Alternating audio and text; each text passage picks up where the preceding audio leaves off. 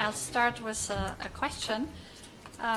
We heard about CEPI, and it is about vaccines, and I've heard also that you mentioned it might in the future be broadened, so there is a scope to consider that in the future. So I'd like to take up that point again and ask perhaps the audience, but also perhaps Marie-Paul or Lina want to comment on that. Wouldn't you think that we should aim for something that doesn't only cover vaccines, but is broader than that?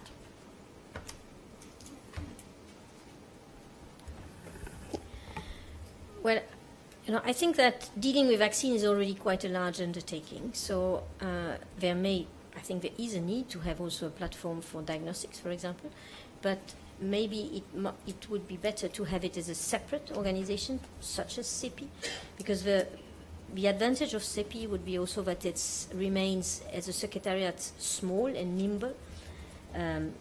If you start to put too many bows on a Christmas tree, it starts to become heavy. So that's my opinion, but I clearly think that something similar should be done for diagnostics, for example. Yeah, maybe I can also just add to what my Paul is saying. I do think that the CEPI is already ambitious and not so easy. Obviously, the Commission has many years of experience of how to get countries, funders to work together. It's not easy. So let's see. My advice would be, let's see if we manage with vaccines.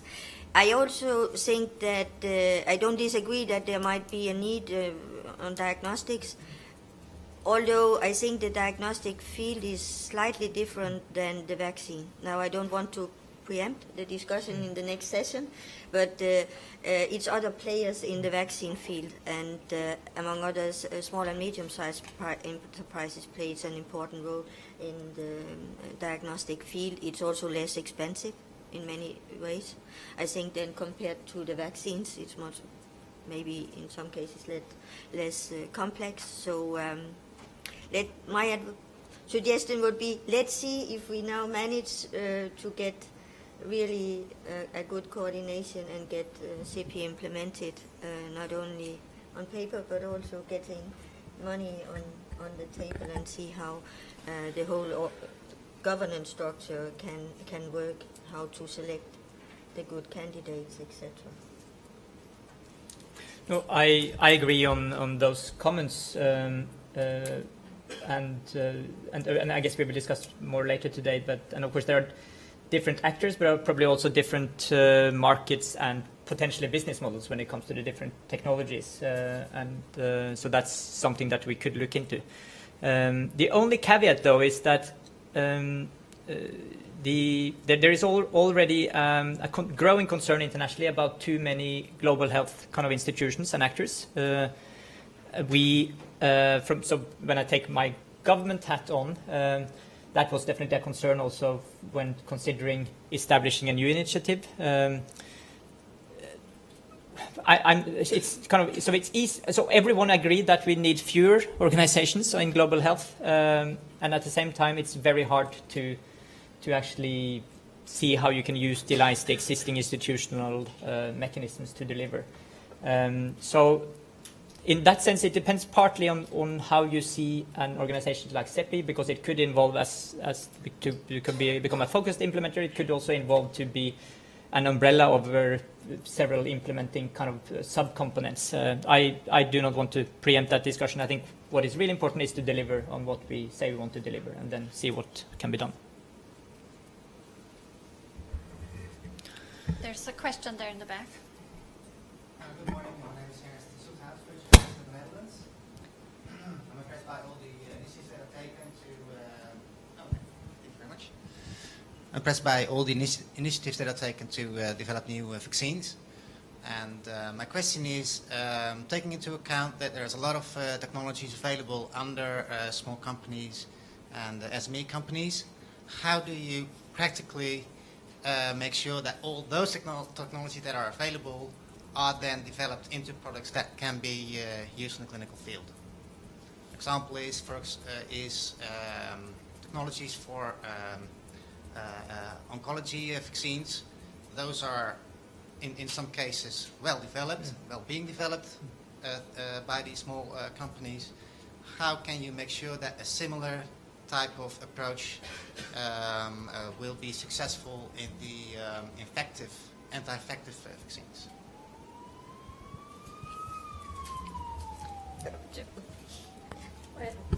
You know, there are quite a number of biotech companies who, you know, have a technology and then they can make cancer vaccine and they can make something different also. You know, the example is the vaccine, which is now the Merck vaccine for Ebola, was at one point before being taken by Merck was licensed under license with a small biotech in Iowa, US, who was focusing actually on oncology only. So we have to see how CEPI will decide, how the board and the scientific advisory committee will decide to move. But one of the in the platform consultation that we held in WHO, we had proposal, and one of the proposal which was rated quite highly was a proposal by GSK to set up what they call BPO, which is Biopreparedness Organization, where they would put to the service of this organization their technology, but where they also said that they would be willing to work with any other technology. So if there is a small biotech which has a technology, and they could then be going to the BPO to move this from very small size to manufacture size, and Merck, and not Merck, GSK, the company, had said that they would not claim intellectual property on that. So provided this comes to bear, this would be one possibility to draw on innovation which is happening in other areas of spectrum. And I might want to add to that from an IMI perspective, we would certainly, whatever we would support, should make sure that any new technologies, especially coming from the small and medium-sized enterprises field, have an opportunity as well in the bigger picture. So I think that's very important to not only IMI but to the European Commission as well. So I think this should be comprised in the model that is being built. Yeah, I think you probably know, and as I also said in my presentation, you know, the EU's framework program for research, we are of course addressing public health issues, but one of our main objectives is also to increase Europe's competitiveness, including the big companies, but certainly also the small and medium-sized enterprise. So our objectives goes differently in line with CEPI, but have another dimension, and indeed that is one of our big priorities, is to get these innovators, I suppose you are from an SME, into the field, using some of your technologies that have developed eventually for other areas. Actually, we have an example. We had a prize 2 years ago which went to CureVac in Germany, that had developed for other purposes technology for making vaccines heat stable. They got the prize from us. They raised then with this other money. But I think that is exactly an example of how a technology that they had developed, not necessarily for the area of infectious diseases, but actually that technology, then they applied, and we have other examples. Just briefly from my side, because I think we can also turn it around. So why are there so many therapeutic vaccine technologies for oncology? Because there is a market. So what we are trying to do with larger initiatives like this is in many ways to create a pull incentive for actually utilizing also those sort of technologies for emerging infections and for infectious disease. And I think that should be an opportunity, and that could that could be an opportunity seen from the smaller companies, but it could also be an opportunity seen from the larger companies partnering with smaller companies to see whether you could kind of move some of those technologies forward. There are now more than 50 different Ebola vaccine candidates in preclinical development. Of course, that's because many of these cancer-focused immunology vaccine technology small companies saw that Ebola was a potential opportunity to test their platform and kind of see whether that technology could move forward. So we need, in a way, predictability opportunities for actually moving those technology platforms from preclinical development to clinical development. Please, over there. me make one comment. None of us would step into a plane which is developed as a consortium, a loose non-industrial consortium, because you need a high-quality product in the end on a global scale. This is now bringing products to proof of concept, ready for clinical. The large missing phase on getting to a vaccine for 200 million people, 100 million people, is still there. So I think while it's very admirable what is ongoing, we shouldn't stop there and find the next step on how do we develop from a proof of concept in a small study to a solid global vaccine or a drug or the diagnostic.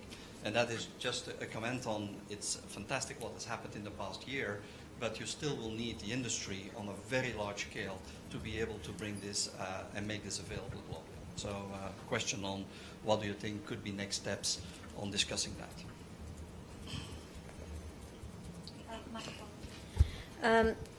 Paul, I think you're right, but not for all the emerging diseases. For some, you would want to have something which is ready to intervene if there is an outbreak. But for some others, you would want to immunize 100 million people, but some others you would not. You would need.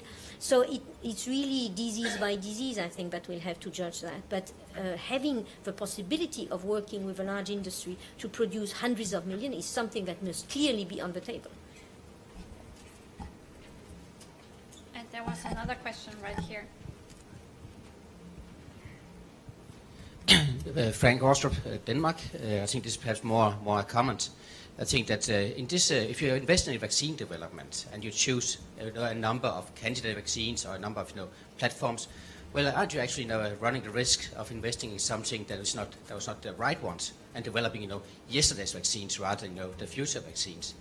What about trying to see if you could identify some areas, some common needs across all these companies, something across all the pathogens, some common knowledge, and they invest in something that will be a platform for all of them to use. I know I'm a little bit biased there. I'm going to talk a little about rapid data sharing a little bit later on, but perhaps considering is there something in common for all companies, all SMEs, all players, rather than picking a few and then actually risk investing in something that's yesterday's news. Who wants to take that, Lina?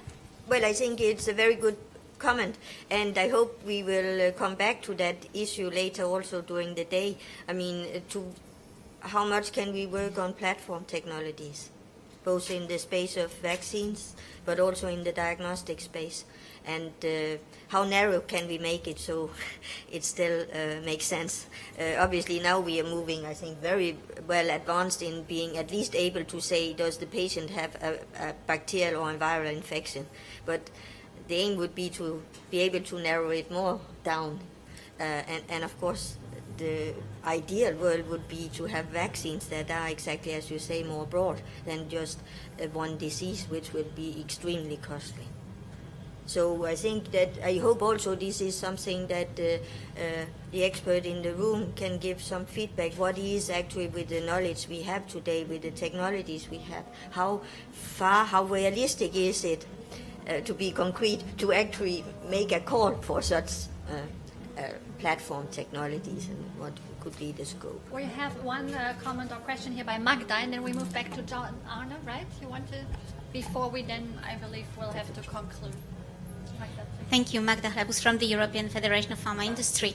One of the most frequent asked questions I have almost every day when there is a situation of outbreak, but also in other circumstances is, Magda, do you know if there is any money left anywhere? So it's not the question of what fund is the most appropriate for what, but is there still anywhere any 10 million euro that companies, small and big, can actually apply for? And I think that one of the biggest difficulty in providing response, and I would like Lina and others to comment on that, is do we know what each fund is good for and the most appropriate for, so that people know what to choose and where to go on purpose and not just opportunistically because there is still some money left. So that's the first question. And the second question that is a little bit related is, there are so many instruments, but there is no a pathway from the early start until later. So the the projects do not seamlessly move from one instrument to another. Is there any way, and not only at European level, but in this global framework, is there any way of making sure or helping that something that starts, let's say, in Horizon 2020 goes through IMI, goes to CEPI, goes elsewhere? Any chance that something like this could happen so that we can have a real end-to-end process and not just to stop at the publication at one point? I suppose these questions are mainly for me. Okay, the last question of having a portfolio approach is something we have discussed long, also, of course, with the EU member states, because they are the ones that take the decision. Our approach have been not to have a portfolio approach, because what we may be funding in the early space may not, when we go into clinic, actually globally be the best candidate. So this would not be, in our view, the best way of using public money to say, look, we invested early, but now we continue, although there is a better candidate. No, we want to fund the best candidate through the pipeline. And of course, we can hope that when we invested initially, it is the best candidate, but, well, that is not always given, and that's how the world is and should be. So that's to answer, I think, one of your questions. The other one, I'm not sure exactly how I understood it, but at least I can say what obviously we have experienced now with Ebola, now with Zika, is that we have the flexibility to, as I explained, implement research without a call, but we don't have a pocket of money set aside that we can immediately mobilize. We need to go and see where we can find this money, and that is something we are reflecting on how to do, how to actually have a pot of money that we can mobilize quickly in the future. Just on the money, there's no doubt that there still is money, even in a financial crisis. Look at the success of a replenishment of a global fund right now. And these are, we're not talking $1 billion here, it's much more than that. But the governments, the public payers, have a tendency of looking at their own big problems. And we can see, for example, that the aid money is going in many countries into refugee things, including domestically. So there's a move of this money, and it's not always easy to attract it to what you think it should be used for. The other thing is that many governments, or most governments, have a free rider approach. The European government, for the majority, have left the US government, potentially the Canadian government, invest in all these countermeasures and invest billions. So this is, unfortunately, they haven't looked at the fact that this has been also a source of economic growth in the US, and they are looking only at the cost. So I think it would be great if there would be a better analysis by the European government of what they miss in terms of opportunity not to invest in this area. I'd like to conclude by bringing back up one thought that we have heard here and there throughout the discussion now, and that is that, and we see that also, we get often criticized, or we often hear critique that there are too many initiatives and projects supported by the European Commission, by IMI, by others, and that it is confusing for people, and it is not clear who's in the lead and who's defining priorities, and that this is a waste of money and duplication of effort. So perhaps from ECDC's point of view, and also Marie-Paule again, who do you think, who should be coordinating all of this? Who is it, the mandate for CEPI, for example? You mentioned that previously. So who should globally be the one that defines the priorities that we should all work by? So I'd like perhaps Piotr, Marie-Paule, and then John Arne again. Comment on this. Well, we've not been so much involved in the early stages of the development, but usually we are asked to be advisors when the research priorities are set up. So we work very closely with our colleagues from DG Research and IMI, and also SHAFEA, the health program. But I'm not sure, at least I think for the Commission part, there should be someone coordinating this, I think, at the Commission, but globally I'm not sure. I'm looking at Marie-Paul for more wisdom here. Now I wanted to say that one thing that occurred to me, we talk a lot about the candidates and the new technologies. What we deal with is the evaluation phase of those, and I think one has to always remember when the new developments are coming, maturing, one has to think about other systems that are there in place, or they have to be perhaps designed to look at the impact of especially the vaccines. Would there be a system that would register the strain replacement, and would we have system to register the baseline burden of disease to then look at the impacts? I don't want this to be forgotten in this talking about the new technologies emerging. Well, it's a difficult question because, as you know, everybody wants coordination. Nobody wants to be coordinated. So WHO does have a broad mandate for priority setting. But this being said, we are a relatively small and often overstretched organization, and certainly not wealthy. We cannot finance the priority that we define. Nevertheless, we have a mandate from our member states to establish a global R&D observatory for the diseases which affect mainly developing countries, and based on this, we will have also a prioritization mechanism. So what we will do, we would put the priority on the table, and it's up to everybody or anybody to pick them up or not.